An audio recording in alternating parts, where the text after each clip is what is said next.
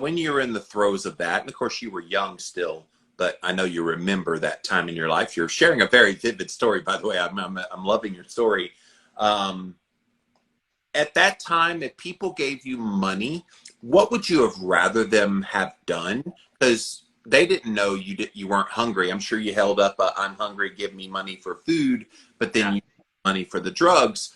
And a lot of people are skeptical that way. That's why I keep little snacks and food and water in my car. So if I see people say they're hungry, I'll grab that and I'll hand it out my window to them.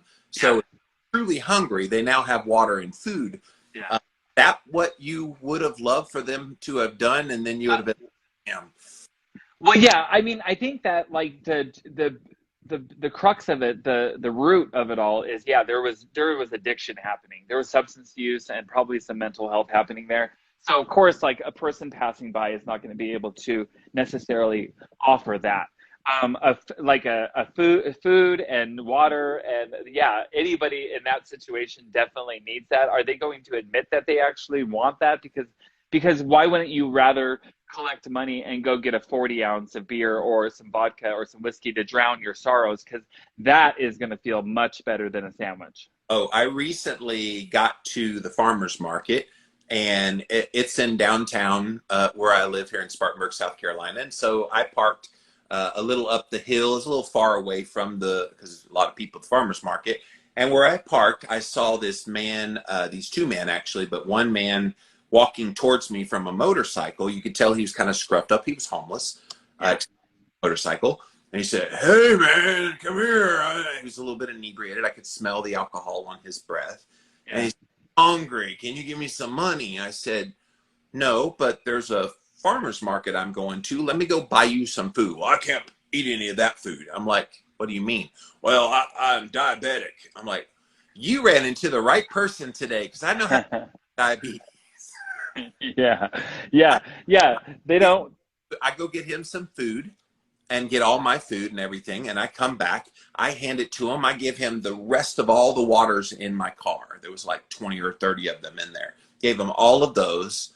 And as soon as I handed him his food, he looked at the bag, he threw it on the ground. He said, "I don't want this shit. I want your money." I was like, oh my God. Like, I just was shocked, because here I am.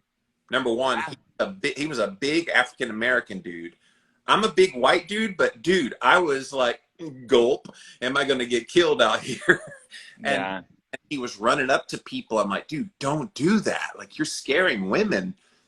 Luckily, I'm big enough that I don't think you were going to mess with me, but these women, they don't know what you're going to do. But I was just shocked that there was no gratitude. But I guess when you're addicted, you don't have that in your mentality.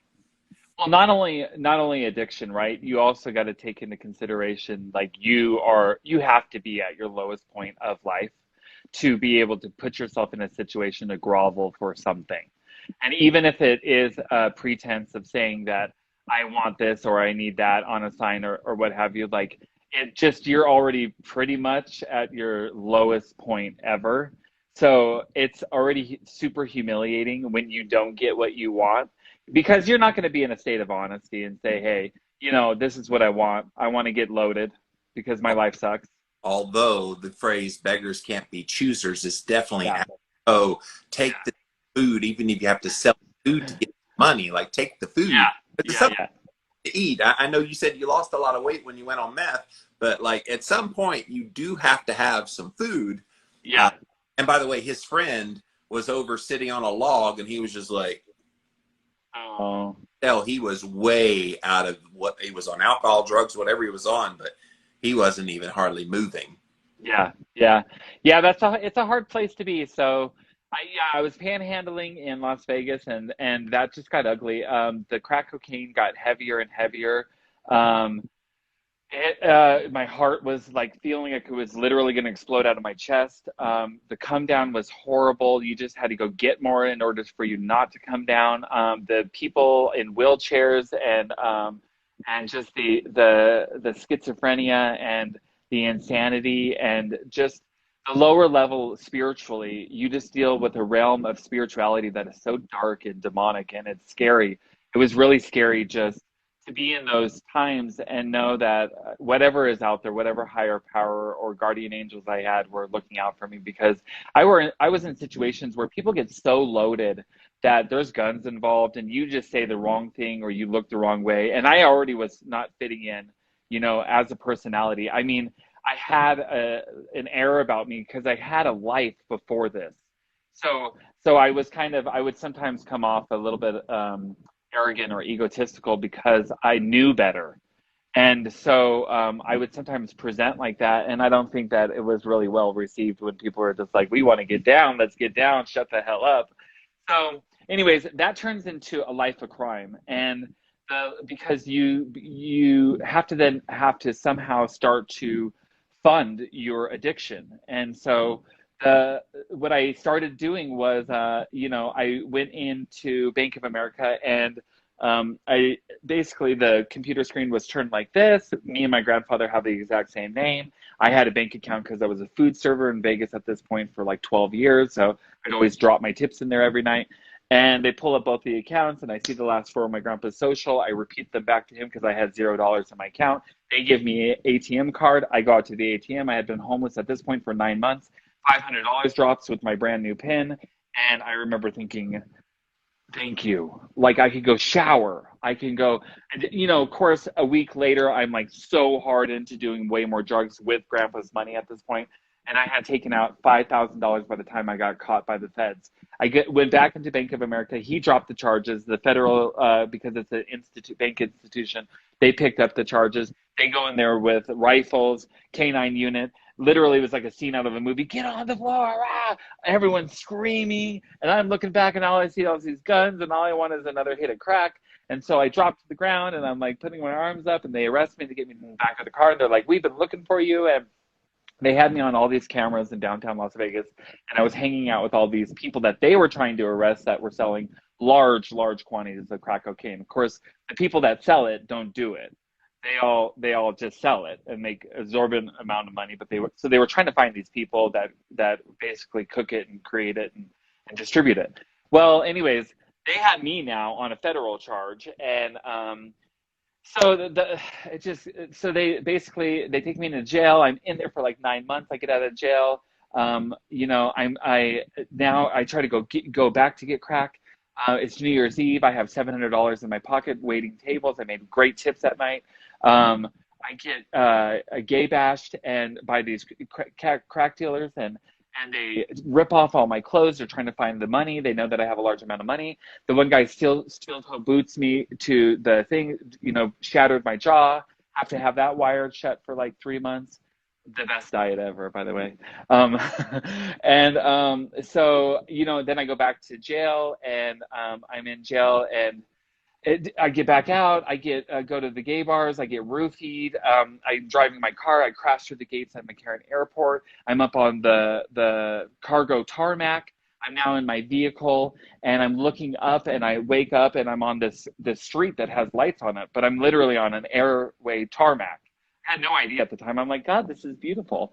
I had Rufinol in my system. Thank God they did a blood test. They took me to the hospital. They found out, so the charges got lessened versus me, destroying federal property like McCarran Airport. But it just, the insanity that I was living in was just anything and everything to get attention, because I learned early on that you weren't going to get good attention, but you definitely were going to get negative attention. Have you experienced the dreaded keto flu? Did you know that most of these symptoms are actually due to your body dumping excess electrolytes? This is where Element comes in. Element is a tasty electrolyte drink mix with everything you need and nothing you don't.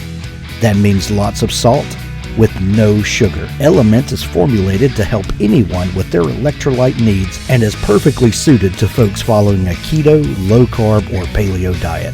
Element contains a science-backed electrolyte ratio, 1,000 milligrams of sodium, 200 milligrams potassium, and 60 milligrams of magnesium, with none of the junk, no sugar, no coloring, no artificial ingredients, no gluten, no fillers, no BS.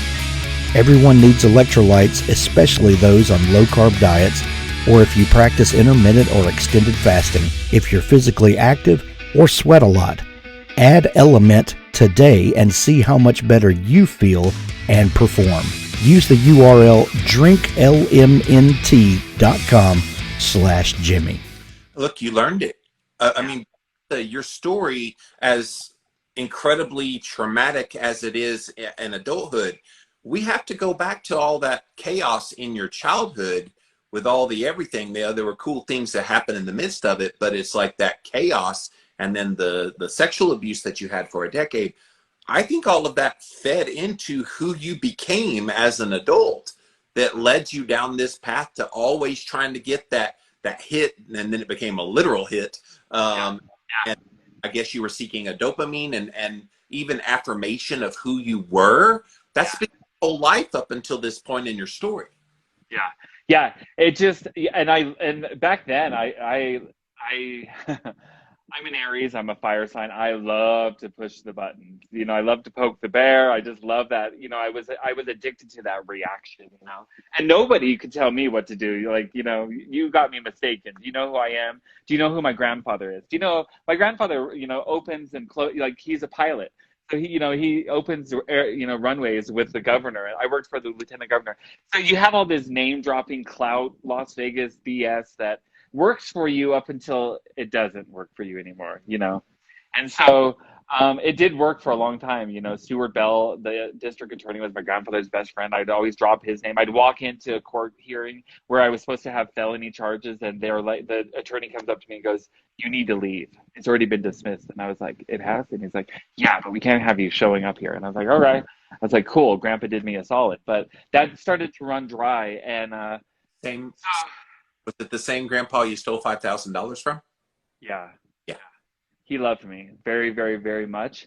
But he was, World War II, came over here to escape all the chaos over there in Italy. And Italy, yeah. Yeah, he had no concept of what drug addiction. He just knew what workaholic is, but he didn't know what drug addiction was. So he had no way to understand how to help me. He loved me a lot. Loved me a lot. He was the coolest guy when I came out of the closet. He came up to me and goes, "Battista, I worked in Hollywood for years. I know tons of amazing gay performers, gay waiters, gay hairdressers, everything." He goes, "Just be a good person. That's all I care about." And he was like, like very macho, like triathlete. He rode, just big personality. And out of everyone that I came into contact with, it gives me chills remembering how he accepted me after that moment. That's cool. Especially yeah. Parents rejected you. It was cool that you had one family member that did not. Yeah. Dad was really cool. Actually, Mom Mom thought it was her fault because she was a female and she raised me around a lot of, they used to sunbathe naked back then in Las Vegas. The women would talk to waitresses. They'd come over to see my mom. They'd be too cosmopolitan to do it. And they'd be laying out nude. And that was like, if you ever, what's his name? There was a movie called Running with Scissors. It reminds me a lot about my life, but that was kind of normal. The 70s, the 80s, that was, everyone's nude in the backyard. I was like, okay. Like, not in my 70s and 80s childhood. I know.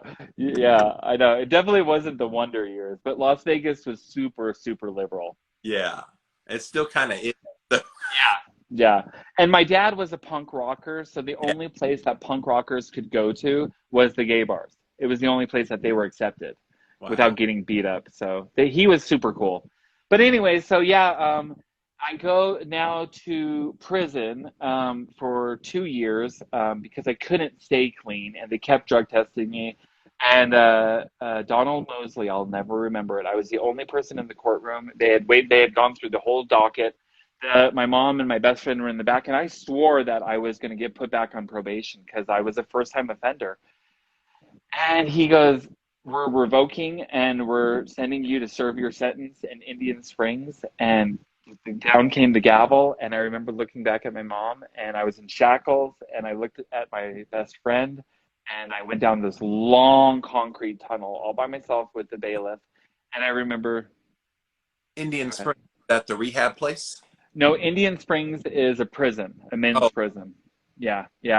And I just remember going down the long concrete under walkway in Las Vegas. It was underneath Las Vegas Boulevard. And it's where they, you know, move all the prisoners back and forth to court to their rooms. And I just remember thinking, my life is freaking done. I'm going to prison. How You know, old? like